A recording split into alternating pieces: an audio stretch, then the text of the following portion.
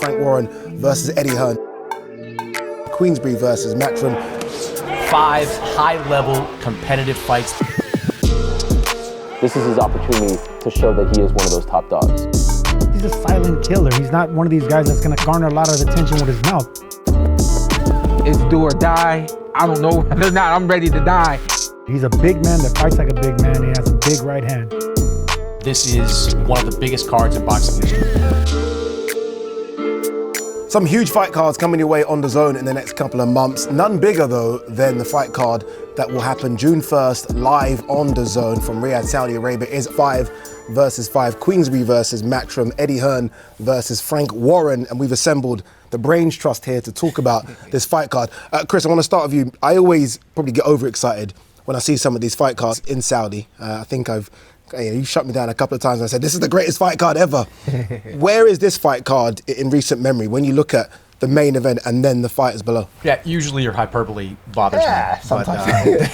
But this time I think there is merit to it. 5 high-level competitive fights that each could be their own main event. So when you set up a card like that, I don't think it's outlandish to say that this is in the mix to be one of the biggest cards in boxing history. Yeah, I mean, let's go through some of those fights on there. Zhilei Zhang versus Deontay Wilder, Daniel Dubois versus Filip Hrgovic. Actually a heavyweight serving. What one stands out for you? Oh my gosh, there's a lot to choose from. I mean, first of all, as a big pro wrestling fan, the reveal of Deontay Wilder being the captain of the Matchroom team, considering his history and his rivalry with Eddie Hearn, was fantastic theater, I thought. But that aside, just him coming back after his horrendous performance against Joseph Parker in December, and then Zhilei Zhang looking so good against Parker and then faltering, running out of gas. I'm just curious to see where they're at. At the presser, I thought Deontay was the most interesting character up there because he went on this soliloquy about, this is it for me. Like, I'm about to find out if I still have it, if I still love this, if I could still compete. So I think he put all the pressure on his shoulders. I've had to get myself together, and come the night of the fight, we'll see if I got it or not. This fight, I'm holding it as my last stance, my last chance. I'm not sure if he still has it. I'm not sure if he can still compete. I'm not sure if he could beat a guy like Zhilei Zhang, but we're about to find out on June 1st. So for me, the one that has the most meat on the bone is that one. Yeah, great card, isn't it, though, Sergio? I mean, fight fans are winning here. Great card and great word, soliloquy. That's when you talk to yourself, right? Yes. I do it all the time. I do it all the time. No, I gotta agree 100% with Ariel. I love that fight with Big Bang and the big bronze bomber. I mean, someone's going down. There's too much mass between both of them. And the thing that I liked about this fight is that they're both susceptible. You know, they're easy to hit. They have big power, but they're flawed defensively. Everyone loves that. The big boys, the big heavyweights, where it can end in one punch, and especially when both these guys don't have much defense. And the undercard is stacked with undefeated young talent. Yeah, it really is, you know, the red carpet of boxing, you know, and I'm glad that it's happening. When you see those names, especially, again, you cannot ignore whenever Deontay Wilder is in the ring. And I think that in itself kind of sets it lets you know who he's become and who he's been to the sport of boxing. Very interesting to finally hear him say, I'm going to find out if I still got it. I think every fighter gets to that point in their careers where they're like, it's do or die. And I feel like, I don't know whether or not I'm ready to die. You know, we go through that whole do or die experience our entire lives in boxing.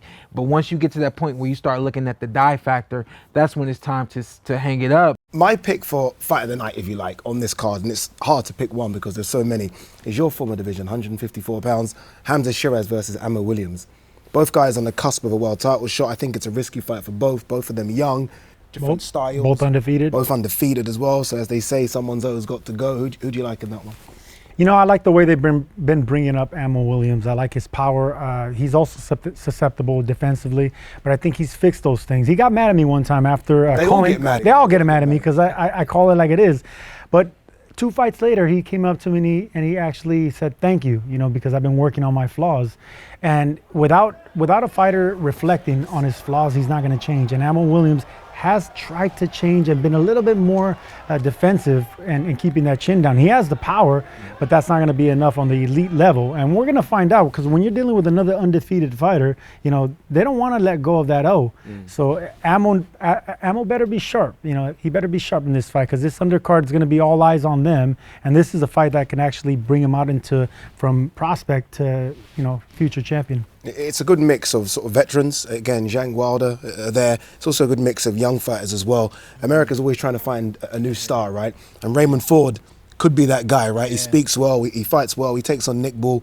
Could he be that guy to take that next step to kind of join the young stars that America have already got? Yeah, I think that this is the fight to do that for him. You know, I always like to say there's always the guys playing catch up. And I think in terms of where he came into the pro ranks, he came in with a plethora of other young champions now. And I think that he's the one who's playing catch up. This is the card. Again, you need people to see you.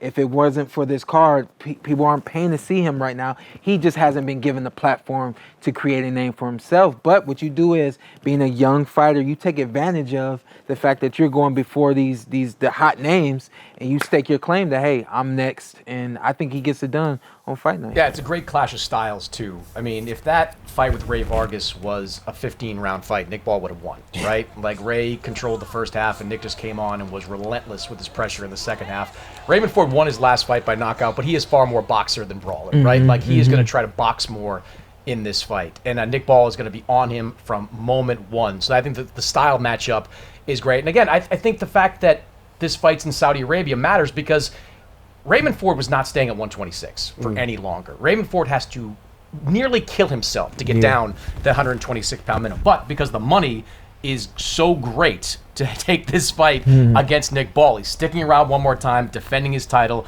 and he's going to be in a great fight on June 1st. You know, I feel like the heavyweight division right now is fascinating, right? You've got the two top guys, Tyson Fury, Alexander Usyk. AJ is making a run again. Joseph Parker's making a run again. The name I always hear is Filip Hrgović. And I've been hearing about Filip Hrgović for the last 10 years. And I'm still yet to be proven that Filip Hrgović is that guy to contest against the top guys. He takes on Daniel Dubois. I'm interested to get anyone's take here about where they think Filip Hrgović is as a heavyweight. He's one of the top fighters at I'm yet to see it, though. I'm yet to see it. Well, look, he has the power. He has the amateur pedigree. He's a silent killer. He's not one of these guys that's going to come out and garner a lot of attention with his mouth. He's a stone man. That's what he walks around with stone face, and he has stone in his fist, but he doesn't gather attention. But do you think he's, from a fighter's perspective, do you think he's a top fighter? Yes, absolutely. But I think he's going to be difficult to beat. He's a big man that fights like a big man, and he has a big right hand. Very disciplined. But he was demystified in a way by Zhang in that fight a couple of years ago. I mean, going into that fight, he was the boogeyman of the heavyweight division. Nobody wanted to fight him. Everybody was trying to avoid that mandatory matchup. He was going to get a vacant title shot because nobody wanted to fight Filip Hrgović. He goes into the Zhang fight, and we learned as much about Zhang in that fight as we did Hrgović. He kind of became humanized. We thought he maybe was more vulnerable than he looked before. Like, we learned nothing from Hrgovic's last fight. Mark Demori came and it took him longer to do the ring walk than to stay actually in the ring.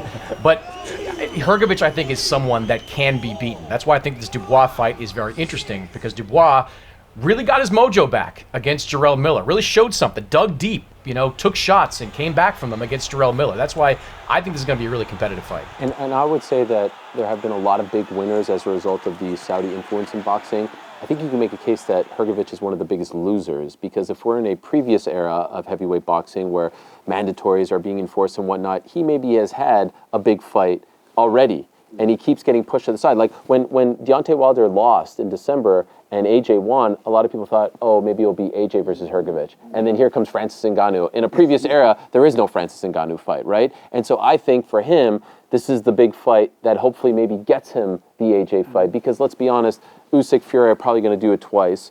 I really think that he probably would have had a big fight by now, and not saying that a Daniel Dubois fight isn't big, because to your point, he's looked great as of late, and you can make a case he got screwed against Usyk, maybe, if you want to die on that hill. This is his opportunity, to your point, to show that he is one of those top dogs. I think you're right about the logistics of it, though I think if you see his manager, Keith Conley, walking around there, he's big smile on his face because those Saudis are paying him. That's true. He's going to get he got a paycheck for the last fight, which was a just show up fight. He got a paycheck. He'll get another one, and which will probably be for a vacant title. Let's be clear. He's going to get that vacant title shot in the next one. And then, who knows, Anthony Joshua, if the Fury-Usyk fight doesn't come together. So I agree, he probably would have gotten that mandatory opportunity earlier, but his bankroll is a lot fatter over the last 6 to 8 months. All right, as we wrap, let's start with Hrgović Dubois. What are you thinking? I think Hrgović is the better natural boxer, and he won't make the mistakes that Jarrell Miller made in that fight against Dubois. I think he outboxes him, and I actually think he stops him in the final stage of that fight. I think Raymond Ford knows how hard it is for him to get to 126 now. I think that going back for this one, it makes sense for him to do it. He's got the finances now to pay for that that nutritionist and things of that nature. I think he comes to the ring strong, and he shows himself to be just as good as he was in his last fight. I like what you're doing there. You kind of picked what fight you want to go. Wilder Zhang, what you got? It's so tough, man. I was really shocked by his performance in December. It's like he had nothing left. He had absolutely nothing left in the tank. I thought Zhang looked so good in the early stages against Parker. Then he had nothing left in the end. And then he had nothing left, but he showed up. He just ran out of gas, and he had looked so good prior against Joyce twice. So I think I have to go with Zhang. I think I have to go with him. I think he just picks him apart. That's going to be the fight where it's 50-50. It's whoever lands first. And I'm going to favor Wilder. I think Wilder still has pop in that right hand. I think he still has a little bit of pride left, knowing that he's trying to become too much of a boxer. He needs to go back to what he is. You can't change who you are. You are a big right-hand puncher. And Zhang being a southpaw, that right hand's going to be right down the pipe. I think he finds a way home. I think it's bomb squad back. That's a big target too. That's a big head, a big bang. But there's only one big bang. I think it's going to be Deontay Wilder. That's an important, to unpack it even more. That's a big fight for Malik Scott too, the trainer of Deontay Wilder. Yeah. Like the Deontay Wilder I saw in December looked more like Malik Scott than did Deontay Wilder. Like he was boxing off his back foot. He was moving. That's throwing some shit. He was more boxer than puncher, right? Yeah, The Deontay we've yeah. seen, when he was winning the heavyweight championship and defending it, was like running straight at Bermain Stavern, knocking him out early. We just saw him on his back foot moving and moving and moving, and that works for some guys, right? Works exceptionally well for some guys. I don't think it works for Deontay Wilder. So I want to see him on the front foot, middle of the ring, throwing bombs at Jay Lee Zhang, who, by the way, can be hurt. Like, showed a good chin against Hrgović, but we've seen him hurt early in his career, and I thought he was hurt a couple of times against Joe Parker. I need to see the old version of Deontay Wilder. Malik Scott's got to bring that out. Okay, one fight we haven't mentioned, I'll give my prediction on that. It's Craig Richards versus Willie Hutchinson in the light heavyweight division. I'm going for my boy Craig, the Spider Richards, to get the job done. All right, June 1st, incredible card. Remember, it's live on DAZN, Riyadh, Saudi Arabia. As I said at the top, it is Frank Warren versus Eddie Hearn. Finally, Queensberry versus Matchroom. And those are 10 fantastic fighters in 5 fantastic fights.